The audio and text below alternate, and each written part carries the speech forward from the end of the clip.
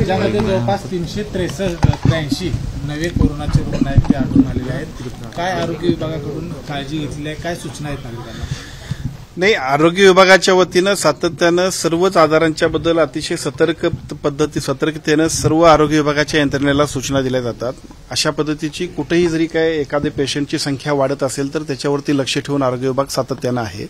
परंतु आता जी काय वाढलेली आकडेवारी आपण सांगताय, आपण महिनाभर बघतोय की कोरोनाच्या संख्येमध्ये विशेषतः देशभरामध्ये वेगवेगळ्या ठिकाणी काही संख्या अलीकडच्या काळात वाढते. त्यामुळे साहजिकच अनेक लोक याविषयी विचारणा करतायत.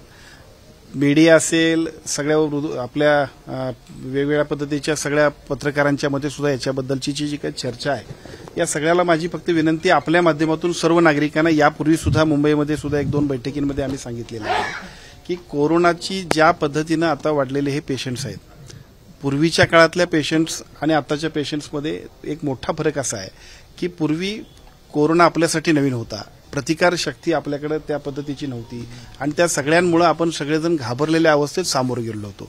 आता मात्र प्रत्येक भारतीयाची प्रतिकार शक्ती वाढलेली असल्यामुळे अत्यंत चांगल्या पद्धतीनं आपण सगळेजण या कोरोनाला सुद्धा घाबरण्याची काही गरज नाही. दुसरा भाग त्यातला असा आहे की आता हे एका बाजूला आपण घाबरण्याचं गरज नाही हे जेवढं खरं आहे, तेवढं कोरोनाचं लक्षण सुद्धा सौम्य आहे. त्यामुळे या सगळ्या गोष्टींबद्दल अधिक फक्त काळजी घ्यावी. विशेषतः जे आजारी लोक आहेत की जे सगळ्याच आजारामध्ये आपण सगळेजण काळजी घेत असतो, ब्लड प्रेशर असेल, वेगळ्या पद्धतीचे आजार असतील, त्या सगळ्यांसाठी डायबेटिक पेशंट असतील, या सगळ्यांनी सुद्धा थोडी आपल्या आरोग्याची काळजी घ्यावी. तज्ज्ञांचं म्हणणं आहे की या सगळ्या कोविड-19 मध्ये 4 नवे व्हेरियंट पाहायला मिळत आहेत असं तज्ज्ञांचं मत आहे. काय त्या संदर्भात आरोग्य सातत्यानं राज्य शासनाच्या आरोग्य विभागाची केंद्र शासनाबरोबर सातत्यानं संपर्क सुरू असतो. दररोज होणारी पेशंटची अपडेट आमच्या सगळ्यांच्या माध्यमातून सेंट्रल गव्हर्नमेंटकडे दिली जाते.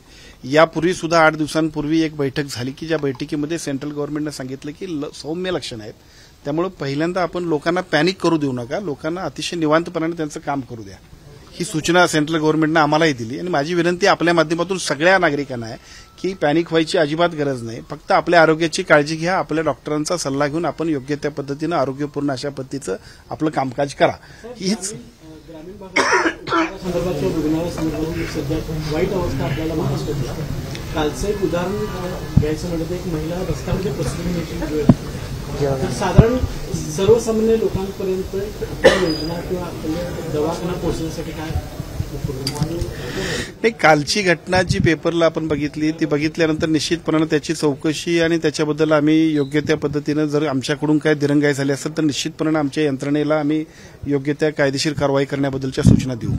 परंतु मी आपल्याला दुसरी बाजू पण सांगेन आरोग्य विभागाची की आजच्या घडीला कुठल्याही पेशंटपर्यंत अत्यंत चांगल्या पद्धतीनं, अगदी तुम्ही छोट्या मोठ्या खेड्यापाड्यातच नव्हे तर वाडी वस्तीत आणि डोंगर कपारीमध्ये सुद्धा आमच्या सगळ्या जी काय आरोग्य विभागाच्या आशा असतील, आमचे ANM असतील, आमच्या सगळे MPW असतील, हे सगळे लोक आरोग्यसेवक अतिशय चांगल्या पद्धतीनं पेशंट आणि त्या पेशंटबरोबर विशेषतः जी काय एकूण अशा बाळंतिणी असतील, बाकीच्या सगळ्या लोकांच्यासाठी राईट मॉनिटरिंग करण्यासाठी आमची एक सिस्टम आहे.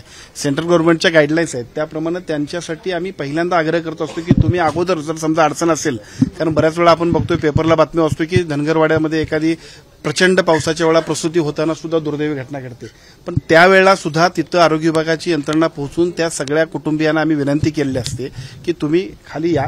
आमच्या हॉस्पिटलमध्ये तुमच्यासाठी अतिशय चांगल्या पद्धतीची माहेर नावाची योजना आहे की ज्या योजनेमध्ये तुमचा संपूर्ण खर्च आणि अतिशय चांगल्या पद्धतीची काळजी घ्यायची जबाबदारी राज्य शासनाची आहे. अशा आमच्या योजना आहेत. परंतु जर ही अशी घटना घडली असेल तर त्यातली वस्तुस्थिती काय आहे हे बघू, आणि जर असं असेल, आमच्याकडून चूक असेल तर निश्चितपणे आमच्या यंत्रणेला सुद्धा त्याबद्दल जी काही कारवाई करायला पाहिजे त्या सूचना दिल्या जातील. कोरोनाबाबतचं आवाहन तर नागरिकांना केलेलं आहे, मात्र कोरोनाची आकडेवारी जी आहे मुंबई महापालिका लपवत असल्याचा धक्कादायक प्रकार आहे. उघडकीला आले का लपवते आकडेवारी, असा सवाल देखील आता विचारला. मुळात मी आपणाला एवढंच सांगेन की लपवायची गरज अजिबातच नाही, लपवायची गरज नाही आणि वस्तुस्थिती लोकांपर्यंत सांगण्याची मात्र गरज आहे. याची लक्षणं सौम्य आहेत. काल सुद्धा जर आपण बघितलं असेल, लोकसत्ताला एक बातमी होती आणि त्या बातमीमध्ये एका जबाबदार डॉक्टरांनी सांगितलेलं होतं की आता कोरोना सर्दी खोकलं, म्हणजे सर्दी खोकलं जे आपण म्हणतो खोकला, सर्दी खोकला किंवा फ्ल्यू, तसा आपल्याबरोबर राहील. आता पूर्वीच्या काळात स्वाईन फ्लू होता की ज्याची भीती आपल्याला वाटत होती, परंतु आता स्वाईन फ्लूचे पेशंट्स अधूनमधून आपल्याला दिसतात, पण तेवढी तीव्रता त्याची नाही. त्याच्याही पेक्षा सौम्य लक्षण आता कोरोनाचे झाले. त्यामुळे कोरोना आपल्याबरोबरच राहील, पण काळजी करण्याची गरज नाही, असं सगळ्या डॉक्टरांचं जे काही मत आहे तेच अधोरेखित करून आपण सगळ्या लोकांपर्यंत ते सूचना देऊ.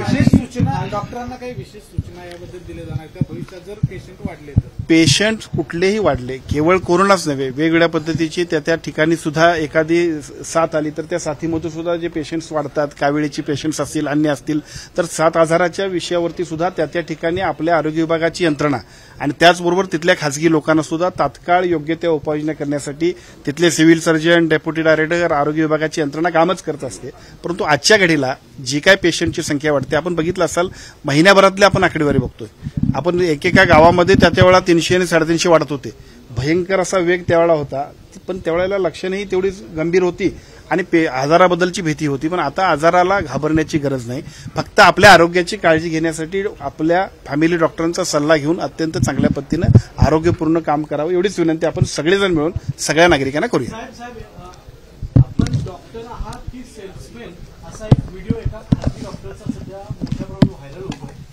तो डॉक्टर मुंबईत एका रुग्णालयामध्ये काम करतो. त्याचं म्हणणं असं आहे की आम्हाला प्रत्येक महिन्याला जास्तीत जास्त पेशंट दवाखान्यात वाढावे याच्यासाठी टार्गेट दिलं जातं.